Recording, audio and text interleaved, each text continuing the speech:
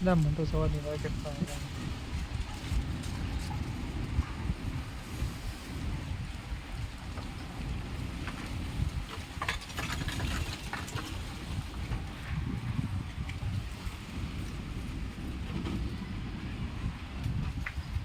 હા, બને ગુરુ કરે.